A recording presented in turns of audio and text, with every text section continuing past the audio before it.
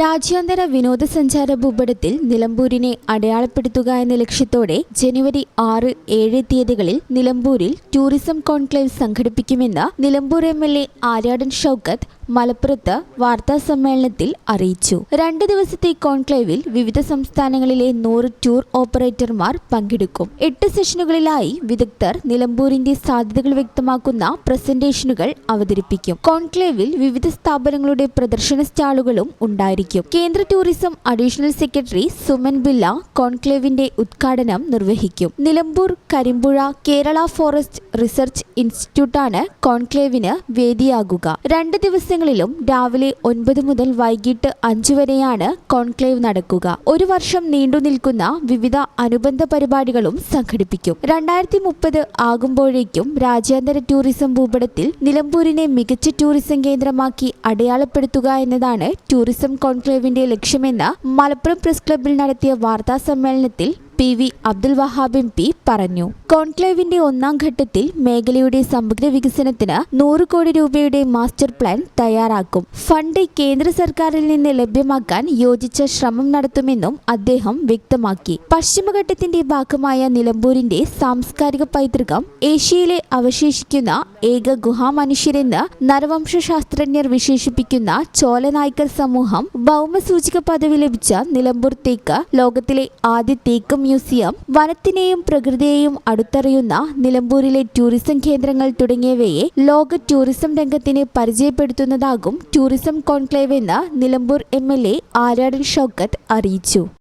നിലമ്പൂരിനെ ലോക ടൂറിസം ഭൂപടത്തിൽ എത്തിക്കുന്നതിന് വേണ്ടിയുള്ള ഒരു വലിയ പരിശ്രമം എന്ന രീതിയിൽ ഒരു 2 ദിവസത്തെ കോൺക്ലേവ് നിലമ്പൂരിൽ വെച്ച് നടത്താനാണ് തീരുമാനിച്ചത്. ആ കോൺക്ലേവിലേക്ക് ജനുവരി 6-7 തീയതികളിലാണ് നിലമ്പൂരിലെ KFRI കേരള ഫോറസ്റ്റ് റിസർച്ച് ഇൻസ്റ്റിറ്റ്യൂട്ടിന്റെ ആ ഗസ്റ്റ് ഹൗസ് പരിസരമാണ് ഇതിനു വേണ്ടി നമ്മൾ വെന്യൂ ആയിട്ട് തീരുമാനിച്ചിട്ടുള്ളത്. ഈ കോൺക്ലേവിന്റെ ഏറ്റവും വലിയ പ്രത്യേകത ഇന്ത്യയിലെ തന്നെ ടൂറിസം പോളിസികൾ തീരുമാനിക്കുന്ന പോളിസി മേക്കേഴ്സ്, അതുപോലെ തന്നെ സീനിയർ ഗവൺമെന്റ് ഒഫീഷ്യൽസ്, അതായത് യൂണിയൻ മിനിസ്ട്രിയുടെ കീഴിലുള്ള ടൂറിസം ഡിപ്പാർട്ട്മെന്റിൽ നിന്നുള്ള, അതേപോലെ തന്നെ ഇന്ത്യ രാജ്യത്തിന്റെ വിവിധ മേഖലകളിൽ ടൂറിസം രംഗത്ത് സജീവമായി എക്സ്പീരിയൻസ് ഉള്ള ഗവൺമെന്റ് ഒഫീഷ്യൽസ്, അതുപോലെ തന്നെ ടൂറിസം ഇൻഡസ്ട്രിയിലെ ലീഡേഴ്സ്, അതുപോലെ അക്കാഡമിഷ്യൻസ്, അതേപോലെ ലോക്കൽ സ്റ്റേക്ക് ഹോൾഡേഴ്സ് എല്ലാവരും ഒരു പ്ലാറ്റ്ഫോമിൽ ഇരിക്കുന്നു എന്നതാണ് ഇതിന്റെ ഏറ്റവും വലിയ പ്രത്യേകത. വാർത്താ സമ്മേളനത്തിൽ IDFC foundation MD AB Thomas, JSS director V Ummer Koya എന്നിവരും പങ്കെടുത്തു. ഈ ചാനൽ ന്യൂസ് മലപ്പുറം.